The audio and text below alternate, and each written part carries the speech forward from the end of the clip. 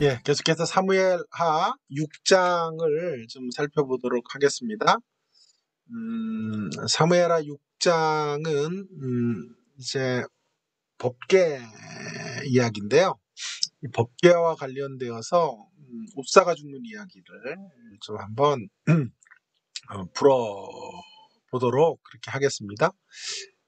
제목은 무엇을 원하시기에 사무엘하 6장 15절 말씀까지인데요. 신앙생활을 하는 분들에게 어려운 대목은 하나님께서 무엇을 원하시는지 도무지 알 때도 있지만 분명히 선명하게 확인할 때도 있지만 그것이 매우 감을 잡을 수가 없을 때도 있습니다. 나름대로 하나님께 정성을 다해 최선을 다했다고 생각하는데 하나님이 그다지 기뻐하시지 않는 그런 경우들을 이제 만나게 되는데요. 오늘 본문이 바로 그러한 메시지가 아닐까요? 난이도가 매우 높아요. 본문의 메시지가요. 하나님 정말 왜 이러시는지 잘 이해가 되지 않을 내용들이 전개되고 있어요. 자, 그 내용이 어떤 것이지요? 어깨가 이동하면서 벌어지는 해프닝이 다루어지고 있는데요. 그 과정에서 하나님이 진노하시고 웃사를 치셔서 웃사라는 제사장이 죽어요. 그러나 다윗은 심판을 피하고 오히려 덩실덩실 춤을 추는 자리로 궁극적으로 나가고 있다. 우리는 참 질문하지 않을 수 없어요. 왜 웃사를 죽이셨는가? 어려워요. 또 한 가지 어려움은 왜 다윗을 살리셨는가? 죽이시고 살리시고 뭐 하나님의 뜻대로다 이렇게 말하면 할 말이 없습니다만은 그 속에 중요한 메시지가 담겨져 있다라고 생각이 들어요.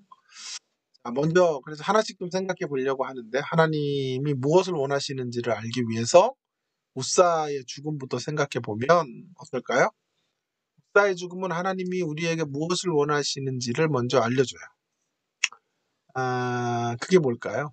예. 첫 번째로 하나님께서 우리에게 원하시는 것은 말씀에 정토된 그분의 뜻을 분명히 준행하는 것이다. 너무 뻔하죠? 그러나 잘 들어보세요. 이 첫 번째 교훈이 무엇을 뜻하는지를 알려면 먼저 웃사의 죽음의 경위를 좀 생각해 볼 필요가 있겠는데요. 사울이 죽고 다윗이 이제 아까 그런 헤브론의 시기를 지나요.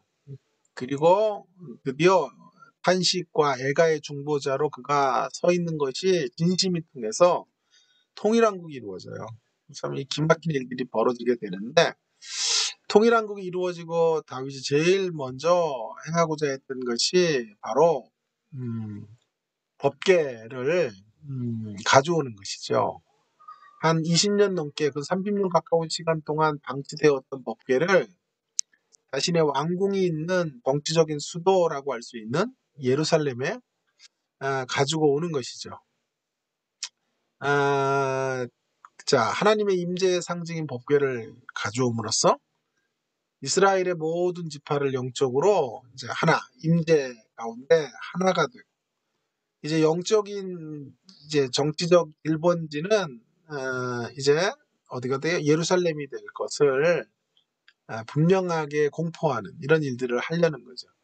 다윗의 이러한 행동을 통해 하나님께 영광을 돌리려는 마음이 컸는지 학자들이 싸워요. 아니면 정치적 입지가 더 컸는지 하는 것들은 논란의 대상이 되고 있는데 저는 뭐 하나님의 영광이 더 컸을 것이다 이렇게 생각을 해요. 어쨌든 그러나 정치적인 입지를 구축하려는 마음도 전혀 없었다고 할 수는 없어요. 사실은 20년 넘게 법궤가 머물러 있었던 그것은 기브아라고 하는 곳이에요. 기브아라는 곳에 기랏 여라임 들어봤죠?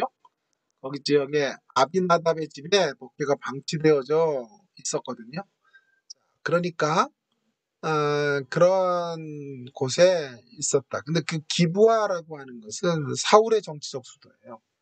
사울의 정치적 수도, 그러니까 사울은 이제 떠났고 다윗은 새로운 정치적 수도를 도읍지를 정해야 되는데 그게 바로 뭐죠? 예루살렘인 거죠. 그 예루살렘으로 법궤를 옮겨오려고 한 것이죠. 정치적 의도가 다분히 있었을 것 같지만 더 큰 것은 말씀드렸지만 하나님의 현존과 임재를 상징하는 법궤를 가져옴으로써 이스라엘의 진정한 왕이 하나님이시고 그 법궤를 통해서 상징되어지는 말씀의 통치를 다윗은 준행하고 따라가는 사람인 것을 이제 나타내기를 원했던 것이죠. 이러한 의미가 있기 때문에 법궤를 이제 가져오는 일을 주저하등의 이유가 없어요. 제사장을 앞세워서 제사장들을 앞세우고 무리 3만을 동원해서 국가적인 대대적인 행사로 이 거사를 추진해 가게 된 것이죠. 그러나 예기치 못하는 일이 벌어졌는데 법궤를 소들이 끄는 수레에 싣고 오는데 소들이 뛰고 그 법궤가 쓰러지게 된 거죠. 그때 아비나답의 아들 우사가 손을 들어 법궤가 쓰러지게 됩니다. 앞을 그것을 쓰러지는 걸 막으려고 붙잡았는데 그 엄청난 일들이 벌어지게 된 거예요. 하나님께서 우사를 치심으로 즉사하게 된 것이죠. 하나님이 대노하시는 거죠. 음, 자, 우사의 행동이 죽을 만큼의 큰 문제거리인가요? 일단 인간적인 관점으로 본다면 넘어지고 있는 법궤를 손으로 잡는 것은 그렇게 큰 잘못된 행동 같아 보이지 않아요. 왜 충격을 이해할 수 있어요. 그러나 그것은 우리의 생각일 뿐 하나님의 생각은 다른 데 있었어요. 하나님의 반응은 싸늘해요. 하나님이 크게 진노하세요. 전반적으로 하나님의 입장에서 본다면 우사는 자신이 고안해낸 종교심에 근거한 지나친 과잉열심으로 나오고 있다고 본 거예요. 여기서 중요한 건 이거예요. 우사에게 중요한 것이 무엇이었냐? 자신이 원하는 방식대로 하나님을 섬기는 거예요. 그러나 하나님이 원하시는 건 뭔가? 하나님에게 중요한 건 하나님이 원하시는 방식대로 하나님을 섬기는 것이에요. 그 기준은 말씀이에요. 우사가 직접적으로 죽게 된 원인은 말씀을 어긴 죄 때문이다. 이게 법궤를 이렇게 속아모는 이런 방식으로 가지고 오면 안 돼요. 항상 고리에 끼워서 어깨에 매야 돼요. 누가요? 고아 자손들이. 그런데 하나님의 말씀을 어긴 거죠. 이건 뭐 너무 쉽게 우리가 찾을 수 있는 것이고 조금 더 동정표를 던지는 분들 근데 조금 더 진전해 가봅시다. 그러나 여러분 가운데 우사의 열심에 대한 동정표를 던지는 분들이 많을 거예요. 그렇다면 이렇게 생각해 보세요. 유대인들의 열심이 특징했는데 그러나 말씀을 제대로 따라가지 않으니까 예수님을 거절하고 십자가에 못 박아 죽이지 않았습니까? 하나님의 말씀을 제대로 깨닫지 못하고 행하는 종교적인 열정도 이와 같아요. 바른 지식에 근거한 열심이 필요하다. 목사의 행동은 한마디로 불법을 자행한 것이고 마태복음 7장 21절 23절에 보면 불법을 행한 자들에게서 떠나라는 말씀과 연결이 될 수 있어요. 참으로 섬뜩한 말씀이 아닙니까? 그분의 말씀의 기준을 따르지 않으면 불법을 행하는 것이다. 불법의 사람으로 심판받을 수밖에 없는 것이죠. 그러한 불법을 행한 사람이 바로 우사이다.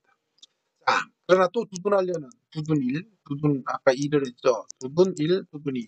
이렇게 해서 점진적으로 의문들을 좀 풀어가 보면 좋겠는데 그래도 아직도 우사를 두둔하려는 분이 계실지 몰라요. 여러분 중에는 이렇게 반문하실 수 있을 거예요. 목사님 그래도 그렇지 우사가 단 한 번의 실수로 죽음을 맞이하는 건 너무하지 않습니까? 이런 질문 어려워요 되게. 우사의 이야기뿐만이 아니라 아나니아 삽비라 신약의 뭐 이런 사람들의 죽음을 어떻게 우리가 설명할 것인가? 아간의 죽음 이런 거 어떻게 설명할 거예요? 하나님 그렇게 무서워서 섬기겠어요? 그냥 한 번 실수하면 그냥 번개 내려서 하늘에서 천둥 보내서 죽이고 말이에요. 즉사하게 하고 이러면 어떻게 믿겠냐고. 이 문제를 위해서 요즘 피러슨의 통찰을 또 빌려올게요. 우사는 급작스럽게 죽은 게 아니에요. 그는 이미 오래전부터 서서히 죽어가고 있었다. 제가 보기에는 유진 피러슨의 많은 책 중에 많은 논의 중에 제가 제일 좋아하는 것이 바로 이거예요. 기막힌 상상력. 그러니까 무슨 말을 하려고 하냐 하면 요즘 피터슨이 얘기하는 건 우사의 지금 이 죽음의 장면은 하나님의 기다림이 없는 심판이 아니라 하나님의 기다림이 없는 심판이 아니라 기다림을 언급하지 않은 채 심판만 말하고 있는 거예요. 다시요. 기다림이 없는 심판이 아니라 기다림이 논의되지 않은 채 나오는 심판의 이야기. 그러니까 우리는 상상력으로 복원을 해야 돼요. 뭘 복원해야죠? 뭘 복원해요? 자, 우사가 어떻게 살았을지. 하나님은 오래 참으셨다고요. 우사는 늘 이렇게 살았어요. 늘 생애 전반에 걸쳐서 그는 이런 방식으로 늘 살아온 거예요. 자기 집에 법궤가 있는 동안 우사는 적어도 20년이 넘는 동안 법궤를 이렇게 다룬 거예요. 하나님을 이렇게 섬긴 거예요. 자신의 방법대로 하나님을 섬긴 거예요. 하나님은 그 전에 오래 참으셨죠. 오래 참고 기다리셨는데 마침내 돌아오지 않은 거죠. 그래서 그 마지막 엔딩의 그림을 여기서 마지막 장면을 말하고 있는 거예요. 제가 많이 예화를 들은 것 중에 하나가 벽이 무너져요. 폭우가 몰아쳐서.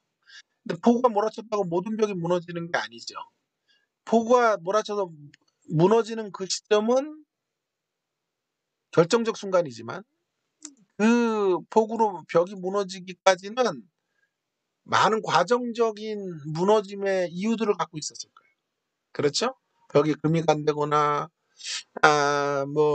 그 중간에 균일이 일어난다든가 집안이 약해서 무너진다든가 이런 오랜 과정들이 누적이 된 거죠. 그래서 이제 폭우가 몰아치는 순간 벽이 와르르 무너지게 된 거예요. 우리는 벽이 와르르 무너지는 순간만 보는 거죠. 그러나 실상은 그런 과정들이 있었을 것을 유추할 수 있는 것처럼 그와 마찬가지로 분명 잘하고 있나요, 제가? 그와 마찬가지로 지금 하나님의 역사는 오래 전부터 우사를 향해서 머물러 있었고 하나님의 인내가 있었고 그를 기다리셨다. 오래 참으셨다. 하나님의 인내의 마지막 지점에서 끝내 심판을 하신 것이다. 왜 더 참지 않으시고 심판하시냐고요? 예, 하나님께서 인생들을 기다리시되 영원히 기다리시지는 않는 분이시기 때문에 그렇습니다. 그렇다면 여기서 우리가 분명히 명심해야 될 교훈은 이거예요. 우리들이 주님의 일을 얼마나 열심히 하느냐 하는 것보다 중요한 건 시간 관리죠. 그건. 중요한 건 방향 관리다. 제가 눈이 강조하는 거죠. 시간 관리가 아니라 스티븐 코비의 이야기 하지 않아도 방향 관리. 하나님에게 얼마나 커다란 열심을 드리느냐 하는 것 이전에 하나님의 뜻을 더 분명히 알아야 돼요. 내 백성은 지식이 없어 망한다 그랬어요. 그래서 여러분 신학을 이제 하셨잖아요. 열심히 배우셔야 되는 게 바로 이 이유 때문에 그래요. 일을 평생 할 거예요. 이제 그 일을 어떤 방향으로 해야 되느냐를 점검하셔요. 하나님의 나라의 사역을 열심히 하는 것도 중요하지만 바르게 해야 돼요. 올바른 이런 목적지를 향해 달려가는 일을 해야 된단 말이에요.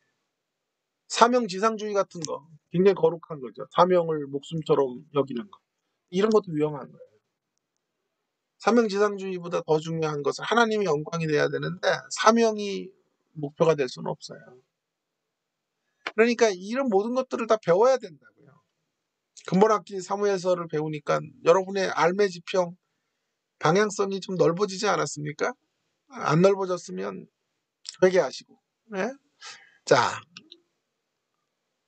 이제 우리 좀 더 생각해 볼 것은 다윗의 심판당하지 않음에 대한 문제예요.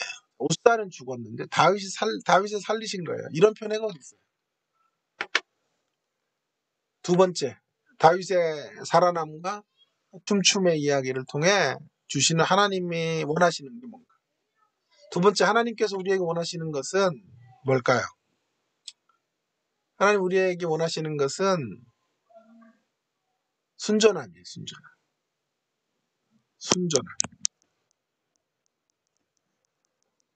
순전함으로 그분 앞에 서는 거.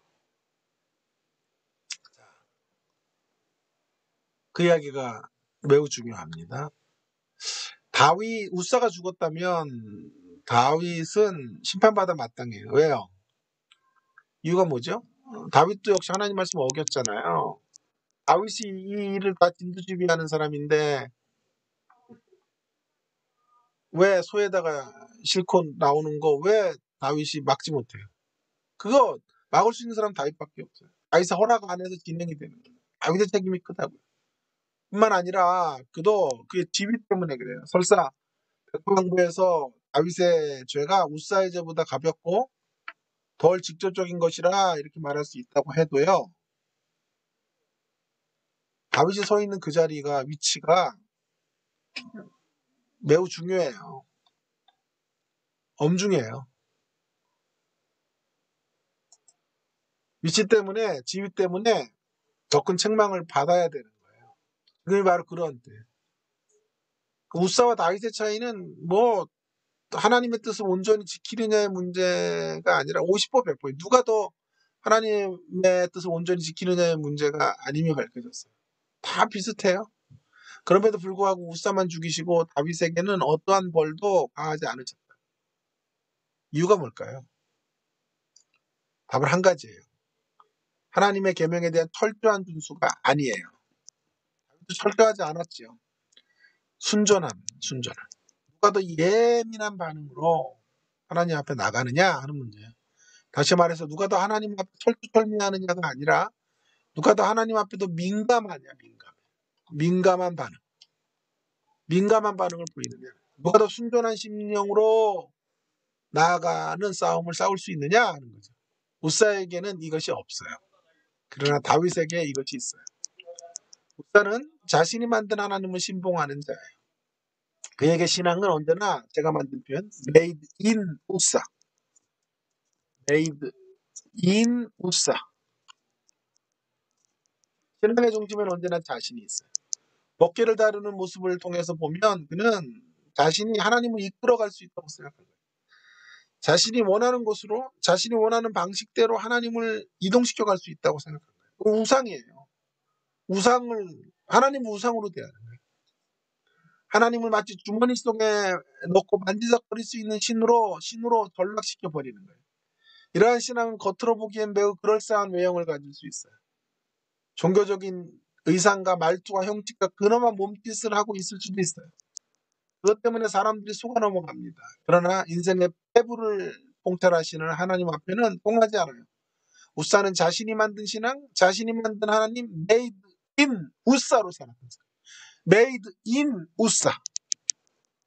그러한 신앙으로 굳어졌고, 경직됐고, 빼역했고, 냉담하고, 생동감이 없고, 언제나 환한 표정으로 차가운, 피리를 불어도 울지 않고 통곡하지 않아요. 통곡의 소리를 들어도 울지 않아요. 피리를 불어도 웃지 않고. 하나님을 향해 순전한 마음이 아닌 늘 형식과 외식으로 섰고 단지 제사장의 거룩한 의복만을 거치고 있을 뿐이에요. 우사는 오직 자신의 종교적인 업무와 일상 또 그로 인해 얻게 될 종교적 명분의 인생을 소비한 사람. 종교적 소비자. 종교 소비자로 살아가요. 하나님을 가까이 섬기는 자리에 와 있었지만 순전한 심령으로 하나님을 섬기지 않았어요. 그러나 다윗은 순전한 심령을 가졌어요. 다윗도 완벽하지 않아요. 두성이고 죄가 많아요. 그럼에도 불구하고 좌충우돌해요. 그러나 다윗에게 우사에서 찾을 수 없는 한 가지가 있는데 하나님 앞에 민감한. 다윗 그도 오늘날로 말하면 죄인의 길에 서 있는 사람이에요. 그러다가도 하나님 소리만 들으면 눈물이 핑 도는 사람. 돈 많은 자리에 앉아 있다가도 지나가다가 교자만 들어와요. 예를 들어 뭐 교촌 치킨의 교자만 보아도 고개를 떨구는 사람. 안 웃으신 분들은 진짜 미워요. 예? 좀 웃어주고 좀 그래봐요. 아무리 인터넷 강의라도. 예? 인터넷 강의 하다가 늙은 거 봐요. 제가 20대 절대 동안 막 이랬는데요. 올해 큰 늙었어요. 얼마나 고생을 했는지. 주여, 좀 웃어주고 그러세요. 아, 자, 어쨌든 교촌 치킨에 교자만 들어와도 다시 해볼게요. 교촌 치킨에 뭐 교자만 들어와도 고개를 떨구는 사람. 다윗과 같은 사람은 죄를 모르는 사람이 아니라 죄 때문에 패망의 길을 걷지 않는 사람. 이런 사람은 절대로 사람을 오래 미워하지 못해요. 미워하다가도 다른 이들을 용서하라는 말씀 앞에서 여지없이 마음을 돌이켜요. 그것이 바로 하나님 앞에 민감한 심령. 민감한 심령을 가진 사람의 특징인 거죠. 다윗에게 바로 그런 영적 예민함이 있었던 거예요.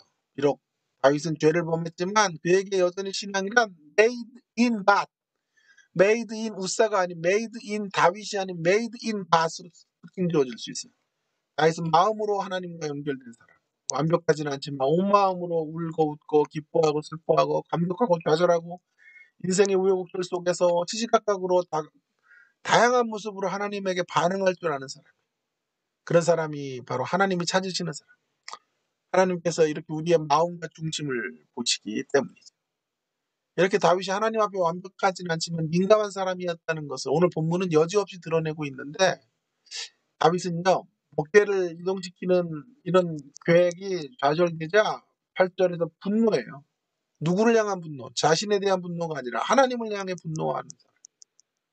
분노하고 그는 9절에서 두려움으로 떨고 있어요. 정치적 야망으로 일을 시작하고 분노하고 두려워하는 사람이에요. 완벽하지 않다니까요. 정치적 야망으로 행동, 실수하고 분노하고 두려움에 떠는 사람. 그러나 다윗은 정직해요. 다윗은 자신의 감정을 숨기지 않아요. 다윗은 이제 더 이상 법궤를 가져올 수 없다고 판단해요. 법궤 옮기기를 중단합니다. 석 달 동안 오벳에돔의 집에 법궤를 놓아둬요. 그 석 달 동안 뭐 했을까요, 다윗이? 함부로 말하기 힘들지만 마음을 쏟아붓는 참회의 기도와 하나님과의 다시 깊은 교제의 강가로 나아갔을 것이 분명해요. 순전한 심령으로 회복되는 시간을 가졌을 거예요. 그 증거를 어떻게 할 수 있어요? 석 달 뒤에 법궤가 머무른 오벳에돔의 집에 복이 임했다는 것을 알게 된 다윗이 법궤를 다시 가져와요. 중요한 건 12절인데 법궤를 메고 기쁨으로 법궤를 메고 오도록. 법궤를 어떻게 해요? 메고 왔단 말이에요. 다윗이 올바른 궤도로 돌아오는 거지. 이게 싣고 오는 게 아니라 메고 왔다. 이제 다시 두 번 다시 그런 실수를 하지 않는 거예요. 더 중요한 건 13절인데 거기 전율할 것 같은 감동이 밀려오는 내용이 있어요. 어깨를 메고 6걸음쯤 다시 가다가 멈춰요. 왜 6걸음쯤 멈췄는지 이건 잘 모르겠어요. 그러나 어쨌든 멈추고 스탑을 명한 후에 그는 소와 살찐 것으로 제사를 드려요. 무엇으로 제사를 드렸다고? 소. 6절에 보시면 이전에 법궤를 소에 실었죠. 바로 그 소도를 잡는 거예요. 얼마나 놀라운 광경입니까? 이것이 바로 순전한 심령의 사람. 하나님과 마음으로 연결된 사람. 예민한 심령의 사람의 모습인 거죠. 다윗은 지금 과거를 청산하고 있는 거예요. 과거를 청산하고 있는 거예요. 소를 사용하여 법궤를 몰았던 과거의 잘못으로 돌이키는 거죠. 그 증표로 소를 잡는 거죠. 과거로부터 깨끗하게 회개하고 있는 거죠. 사랑하는 여러분, 우리가 직면한 교회적 고통, 우리는 잡아야 될 소가 뭡니까? 코로나19로 국가적인 위기의 신앙의 상황 속에서 우리의 지난날의 신앙을 한번 되돌아보고 청산해야 될 것들을 점검해 봐야 돼요. 꼭 우리가 너무 탐욕스럽게 살지 않았어요? 너무 안일하지 않았나요? 거짓된 만족감이나 열심 없는 신앙, 마음을 쏟아붓지 못하는 형태적 교회 생활을 한 건 아니에요? 그것이 무엇이든지 그것을 죽여야 합니다. 그것을 회개해야 합니다. 그 과거로부터 돌이켜야 할 줄로 믿습니다. 결국 다윗은 완벽하지는 않지만 돌아설 줄 아는 사람, 하나님께 영적 안테나를 고정시킬 수 있는 사람이. 그래서 그를 내 마음에 합한 자라고 말하고 있는 거예요.